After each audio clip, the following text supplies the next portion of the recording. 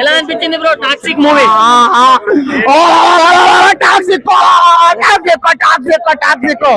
KGF కంటే మించుండి పోయే ఇందులో వైలెన్స్, రొమాన్స్, మసాజ్లు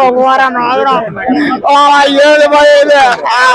ఇంగ్లీష్ మీడియం వాళ్ళకి అర్థమైపోతున్నా పోయి సినిమా అంతా, తెలుగు మీడియం వాళ్ళకి ఏం అర్థం కావట్లే. దయచేసి సినిమా తీస్తే మా లాంటి తెలుగు మీడియం వాళ్ళ పరిస్థితి ఏందండి? సినిమా తీయండి, తెలుగులో బొమ్మ వేయండి, డైలాగులు ఏమైనా చెప్తే తెలుగులో పెట్టండి. ఎంతసేపు ఫ్రెంచ్, డచ్, ఇంగ్లీషు గోవా పోద్ది, అమెరికా పోద్ది, చైనా పోద్ది, తెలుగులో ఎక్కడ ఉండేది ఈ సినిమా? ఏదా ఈ సినిమా ఇంగ్లీషు నెగిటివ్ అర్థం కావట్లేదు.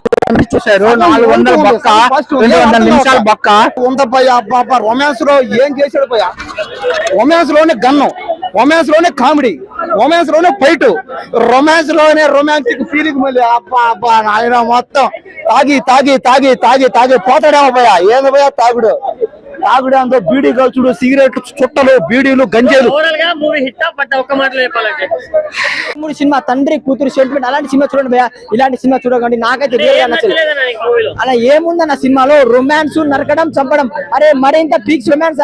అసలు నాకు వరస్ట్ సినిమా అంటే టాక్సిక్ సినిమా భయ్యా, నాకు రియల్ గా నచ్చలే. ఎస్ అన్న ఆయన హాలీవుడ్ రేంజ్ ఏందో అర్థమైంది, కానీ ఈ సినిమా వచ్చి నాకు చాలా డిసప్పాయింట్, చాలా బాధపడుతున్నా.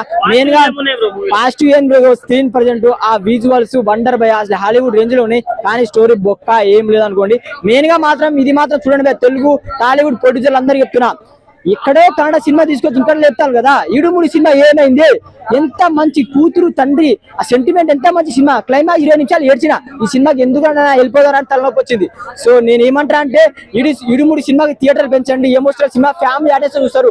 ఇలాంటి రోత సినిమా, ఇలాంటి రొమాన్స్ సినిమా, ఇలాంటి క్రోమ్ లో పెట్టుకోండి ప్లీజ్. మీకు దండం పెడతా, 7 మాత్రం తొక్కకండి. నాకు నచ్చలే అంటే నచ్చలే. జేండు బాబు అరే భయ్యా వాళ్ళది ఏంది? రొమాన్స్. వచ్చిందా ఎస్ అన్న వేసిండా పోయిండా, వచ్చిండా ఎస్ అన్న వేసిండా పోయిండా, అది రొమాన్స్ సూపర్. వాళ్ళ క్యారెక్టర్ అదిరిపోయింది. కిరా అద్వాని అవ్వా ఎంత హార్ట్ ఉందంటే, రుక్మిణి అవ్వా ఏం రొమాన్స్, అది చెప్పలేం భయ్యా, అది చూస్తే అర్థమైంది. రొమాన్స్ పరంగా ఓకే, స్టోరీ పరంగా బొక్క. నాకు 400 బొక్క బాయ్. ఒక బిర్యానీ తిని పడుకున్నాయి పూర నాయనా. ఫస్ట్ ఆఫ్ ఆల్ ఆ రుక్మిణి ఎందుకు వస్తుందో, ఉమా కురేష్ ఎందుకు వస్తుందో, ఇంకొక హీరోయిన్ ఎందుకు వస్తుందో, నయనతార అక్కకి ఎందుకు పోటీ పడిందో, అసలు ముగ్గురిది వేస్ట్ ఉండే. మూవీలో ఏం బాగాలే బ్రో, అసలు అన్ని డమ్మి, సినిమానే డమ్మి. అసలు ఒకరు అంత అనుకున్నాం. కేజీఎఫ్ 250 కోట్లు, కేజీఎఫ్ 2 1200, ఇది 2000 వస్తే అనుకుని 200 కూడా రావు, అట్లుంది. ఏం లేదు బ్రో, కంటెంటే లేదు. ఫస్ట్ ఆఫ్ ఆల్ ఆ గోవా స్టోరీ ఎందుకుందో అర్థం కాదు.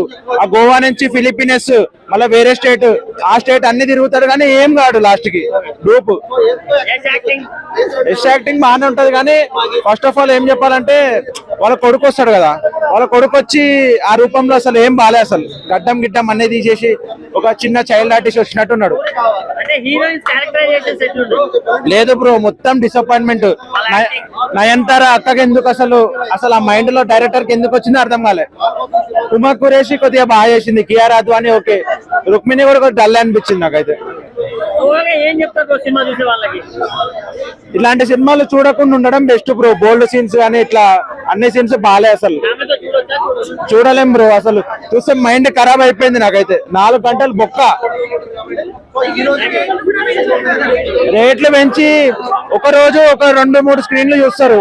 ఒక రోజు 2 రోజులు చూసినాక దాని తర్వాత ఆ సినిమానే వెళ్ళిపోతుంది, వస్తూనే ఉంటది అక్కడ ఎంతసేపు ఉన్నా. యాక్షన్ ఎక్కువ ఉంది, రొమాన్స్ తక్కువ ఉంది. రొమాన్స్ ఉండాలి సినిమాలో, రొమాన్స్ మిస్ అయింది. కియారా అద్వాని పెర్ఫార్మెన్స్ అదిరిపోయింది అన్న. కియారా అద్వాని పెర్ఫార్మెన్స్ చాలా చాలా బాగుంది. అండ్ రుక్మిణి వసంత్, నయనతార గారి పెర్ఫార్మెన్స్ అయితే సర్ప్రైజింగ్ పెర్ఫార్మెన్సెస్. వాళ్ళ క్యారెక్టరైజేషన్స్ ఇప్పుడే చెప్పను, వాళ్ళు ఎందుకు వచ్చారు ఏంటి అనేది సినిమా చూస్తేనే అర్థమవుతుంది. Strictly 1 time watchable. వల్గర్ గా రొమాన్స్ లో ఏం లేదు, డైలాగ్స్ లో కొంత వల్గారిటీ ఉంది. అంటే కొంత డైలాగ్స్ లో డబుల్ మీనింగ్ థింగ్స్ ఉన్నాయి, డైలాగ్స్ లో కొంత వల్గారిటీ ఉంది. బట్ బూతులు లేవు, బూతులు కాదు. లేదు అదేగా చెప్తుంది, మొత్తం సినిమా అంతా డార్క్ లో తీస్తారు, చీకట్లో. అంటే స్క్రీన్ ప్లే అర్థం అవ్వాలంటే screen play typical screen play ఇది. స్క్రీన్ ప్లే అర్థం అవ్వాలంటే కొంచెం మినిమం డిగ్రీ కాదు పీజీ చేసి ఉండాలన్నమాట దీనికి. సో అలాంటి స్క్రీన్ ప్లే. సో అంటే హాలీవుడ్ రేంజ్ మూవీ అన్నారు మరి. రేంజ్ హాలీవుడ్ రేంజ్ మూవీయే, బట్ తెలుగు ఆడియన్స్ కనెక్ట్ అయ్యే మూవీ కాదు. లేదు, కష్టమే. ఇండియన్ ఆడియన్స్ కి కష్టం. హాలీవుడ్ రేంజ్ కదా, హాలీవుడ్ వాళ్ళకి ఎక్కుతారు. ఇప్పుడు ఇరుముడు వచ్చేస్తుంది మళ్ళీ. స్వామి ఏ శరణం అయ్యప్ప.